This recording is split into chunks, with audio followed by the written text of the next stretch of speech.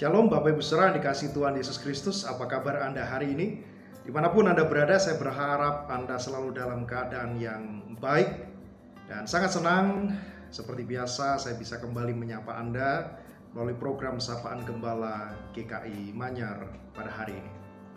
Saudara dikasihi Tuhan Yesus Kristus, bacaan kita hari ini sangat menarik oleh sebab dia menceritakan sebuah sisi lain dari kehidupan seorang nabi besar di dalam perjanjian lama yang barangkali mungkin cukup sering terlewat dari perhatian kita ketika kita merenungkan kiprah seorang nabi bernama Yeremia ini.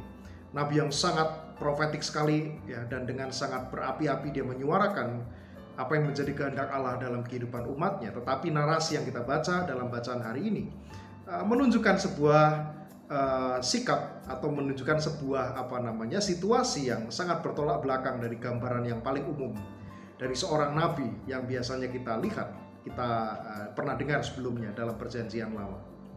Kalau kita sedikit kembali menengok ke belakang Bapak Ibu Saudara, latar belakang dari kisah hidup seorang Yeremia, kita tahu bahwa Yeremia ini terpilih, jadi dipilih oleh Allah untuk mengemban tugas mulia sebagai seorang nabi yang besar untuk menyuarakan penghukuman dari Allah kepada Yehuda pada waktu itu. Dan sebagaimana kita tahu, kondisi Yehuda pada waktu itu sedang tidak baik-baik saja, saudara. Yehuda sangat porak-poranda, moralitas mereka pada waktu itu sebagai umat pilihan Allah sangatlah buruk.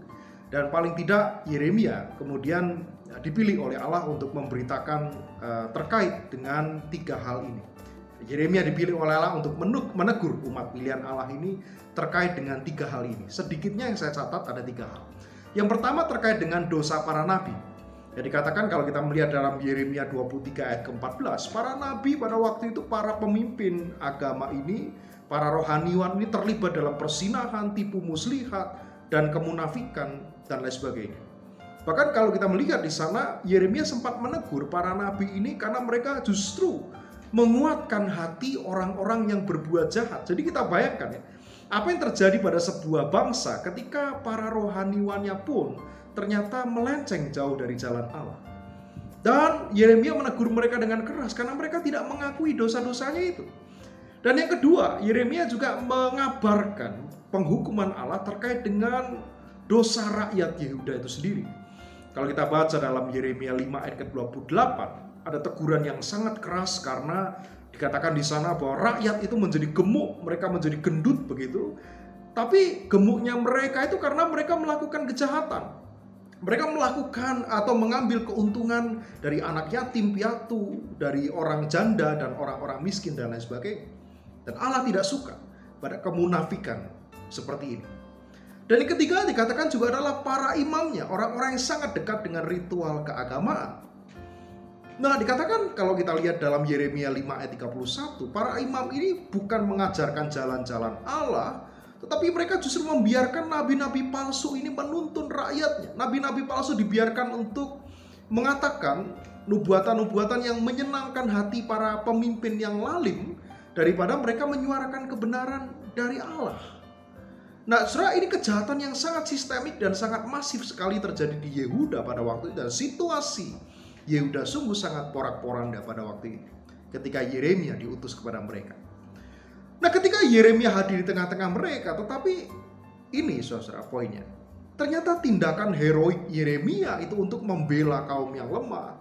Dia menyuarakan kebenaran yang terjadi atas ketidakadilan, atas nama keadilan itu. Ternyata tindakan Yeremia ini justru memicu beberapa reaksi keras dari pihak-pihak yang terkait. Orang-orang pada waktu itu yang punya kepentingan tidak suka dengan Yeremia. Para imam yang disebutkan salah satunya imam yang bernama Pasyur bin Immer di dalam Yeremia 20 ayat kedua, bahkan dia mencambuk dan memasung Yeremia. Bayangkan, ketika dia memberitakan apa yang benar, dia justru dicambuk dan dipasung oleh para imam.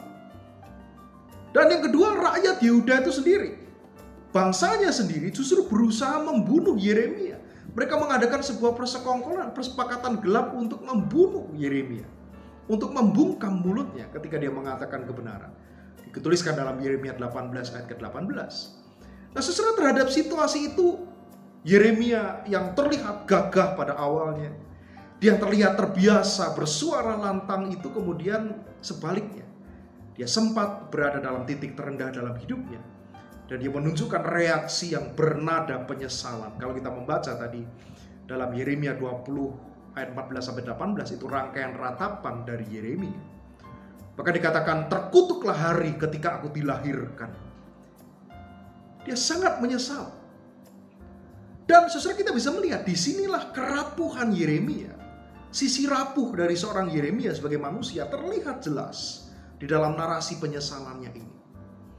Sebabnya tidak heran kalau Yeremia kemudian disebut sebagai the crying prophet, atau seorang nabi yang menangis. Saudaraku, apa yang bisa kita pelajari dari kisah ini? Sama seperti Yeremia, mungkin terkadang kita juga bertanya dalam hidup ini, Tuhan, kenapa harus saya yang mengalami ini semua? Kenapa harus saya yang mengalami hal-hal yang gak enak dalam hidup ini? Saya sudah berusaha taat kepada Tuhan, tetapi kenapa saya menerima segala sesuatu yang tidak sesuai ekspektasi saya? Mungkin kita juga pernah bergumul sama seperti Yeremia.